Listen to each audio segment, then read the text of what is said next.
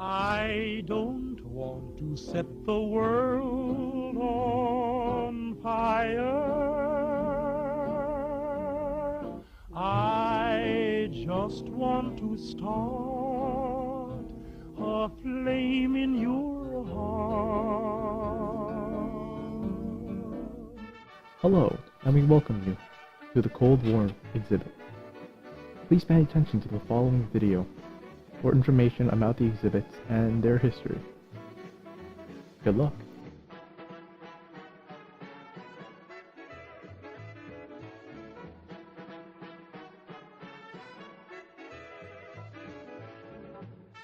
The United Nations was an improved version of the League of Nations that would be used to arbitrate international conflict and negotiate peace.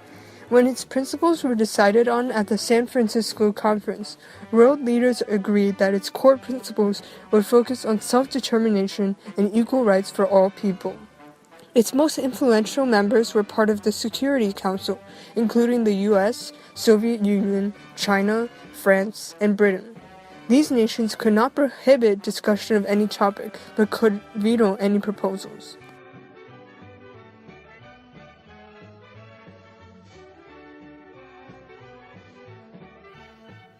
With the decolonization of many colonies, there was a rise in independent governments. These newly independent nations would be given votes in the UN, as would all nations. So there was another battle between the Soviets and the Americans. This battle was to win the UN majority by influencing the newly formed countries into capitalist countries rather than communist countries. Two major points of this battle were in Vietnam, where the communist regime rebelled against France, and in Cuba, where Fidel Castro overthrew Batista and began creating several treaties with the Soviets, angering the US.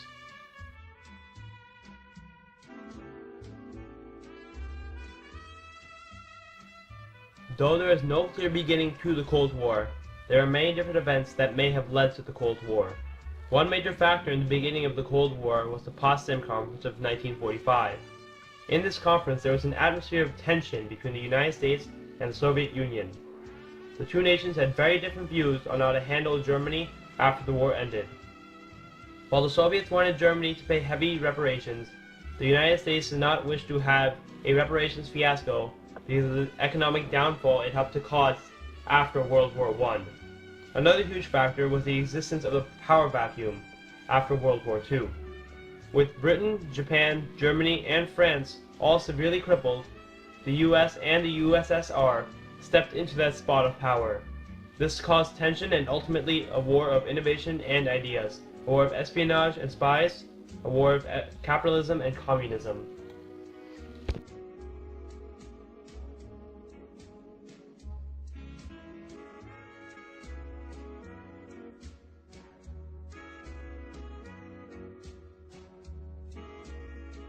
George Kennan was the American diplomat in Russia. He sent a telegram to the US as Mr. X, concluding that US policy towards the Soviet Union should be firm, vigilant, and aware of the Russians' ambition for expansion. Kennan advocated the containment policy utilized by the Truman administration to contain any further communist expansion. Winston Churchill extended this argument by presenting his speech, The Sinews of Peace, on March 5, 1946, about the Soviet-built Iron Curtain, which cut off the Eastern European countries from the West, and a closer relationship between the United States and Great Britain. This speech was set to signal the opening of the Cold War and change the way the democratic West viewed the communist East.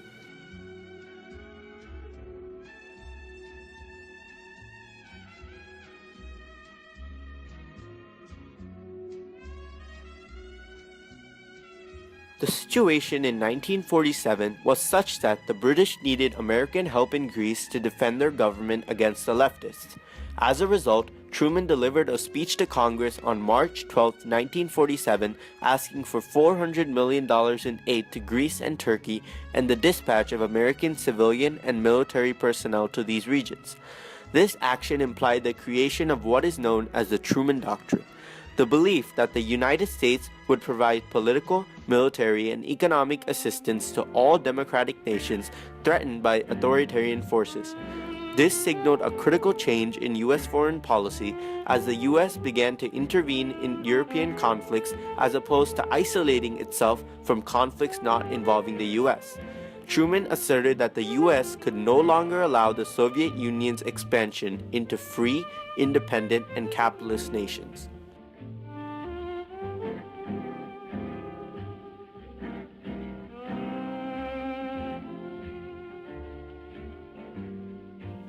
The National Security Act.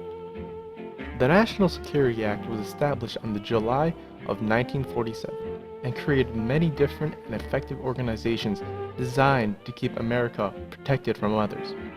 The list included the Office of Secretary of Defense to oversee all branches of armed forces, the National Security Council, a collection of high-level officials to advise the President, and the Central Intelligence Agency, to conduct spy operations and intervene in foreign affairs. The CIA also began the President's bag of dirty tricks regarding its unorthodox ways of getting the things that the nation wanted.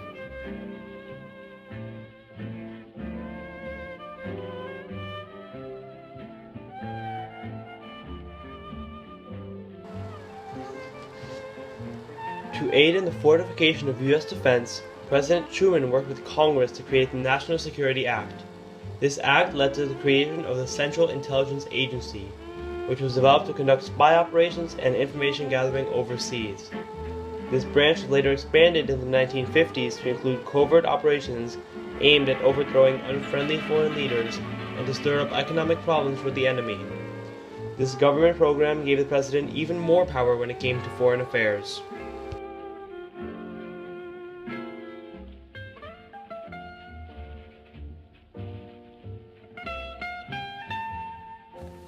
The Marshall Plan served as a European recovery program that aimed to prevent the spread of communism and stimulate business at home.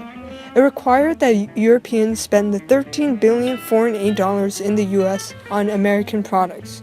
Though it stimulated Western European industrial production, it caused inflation, failed to solve a balance of payments problem, and further divided Europe into East and West.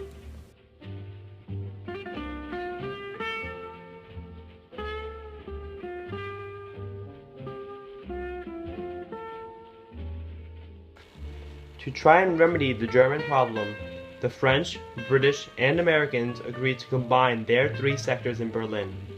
They hoped this would integrate Western Germany into the Western European economy. However, Stalin, fearing a resurgent Germany, blockaded all Western land access from Berlin. In response to this, Truman ordered a successful airlift of food and supplies to Berlin, causing a boost in his political career and an end to the Soviet blockade in May of 1949. As a result of this political boost, Truman narrowly won the 1948 election against Republican Thomas E. Dewey.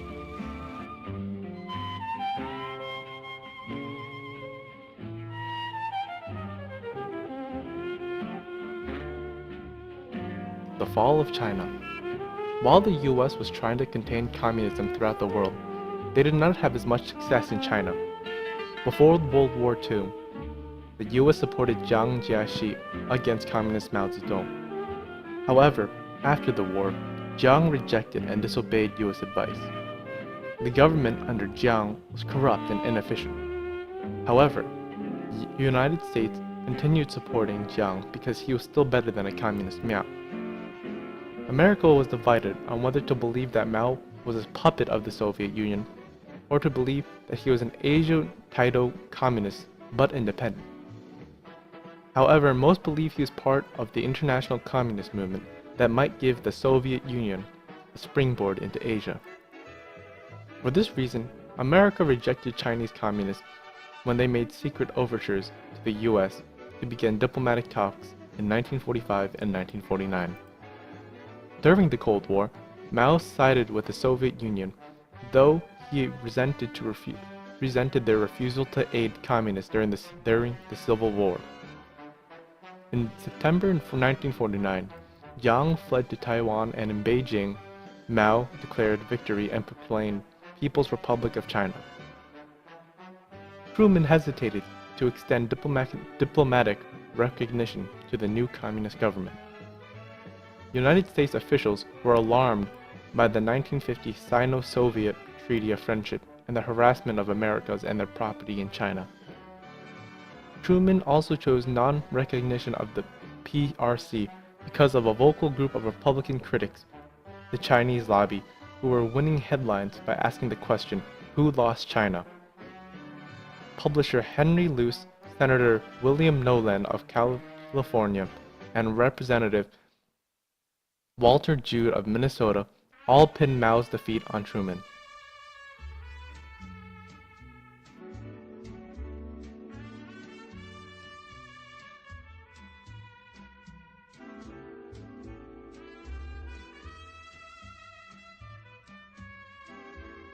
Following World War II, Korea was taken from Japan and split into two countries, Communist North Korea, which was armed by the Soviets, and Capitalist South Korea, which was armed by the US.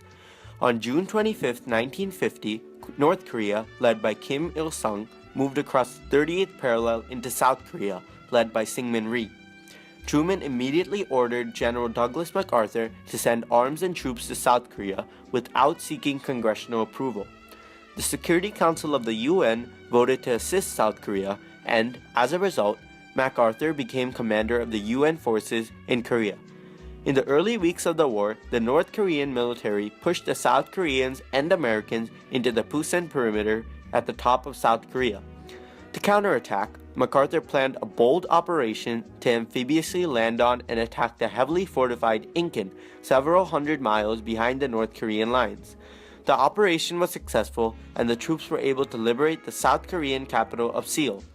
Soon afterwards, they pushed the North Koreans back to the 38th parallel. However, Truman's war goal hadn't been accomplished, reunification of Korea by force.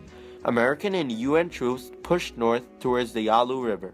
China threatened to attack if the South Korean forces pushed further. China soon enters the war and pushed the US and UN troops back to the 38th parallel. The Korean front stabilized in early 1951, and both the US and Soviet Union were willing to start peace negotiations. General MacArthur was not satisfied with this peace. He wanted to give up limited war and destroy China using atomic bombs. Due to this disrespect, MacArthur was fired by Truman and the Joint Chiefs of Staff in April 1951.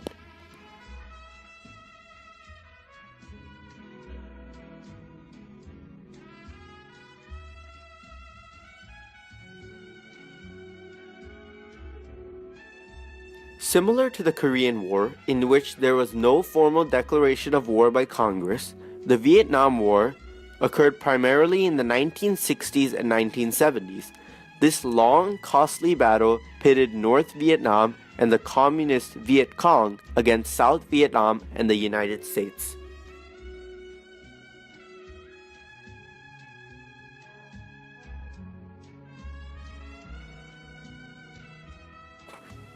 The Suez Crisis ensued after Egypt's president Gamal Abdel Nasser nationalized the Suez Canal. As a result, Britain, France, and Israel decided to send troops to regain control in the region. This joint attack was executed without the United States' permission, and the US later demanded its allies withdraw in order to prevent Soviet intervention in the Middle East.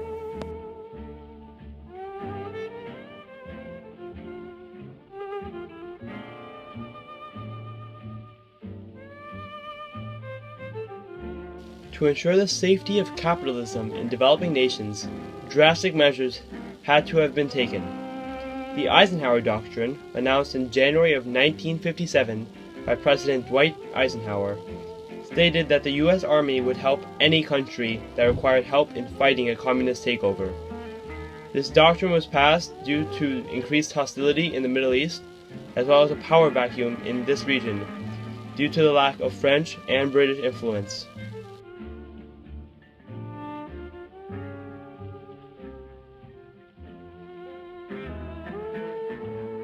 In 1957, the Soviet Union successfully launched Sputnik 1, the world's first Earth-orbiting satellite.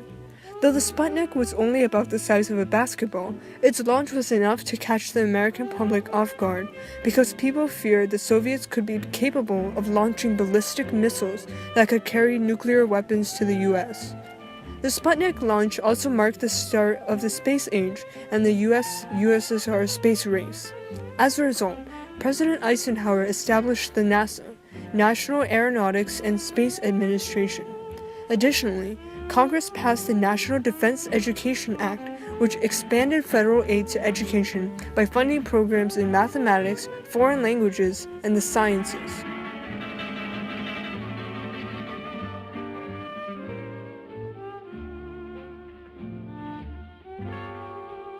In the U-2 spy incident of 1960, the Soviet Union shot down the American U-2 spy plane flown by Francis Gary Powers. At first, President Eisenhower denied, but was later forced to admit that the US had been spying on the Soviet Union through the CIA for many years. This incident came just before the Paris summit meeting where the leaders would discuss nuclear arms production. Though Powers was sentenced to prison, he was eventually released after the US captured a Soviet agent and conducted the first US-USSR spy swap.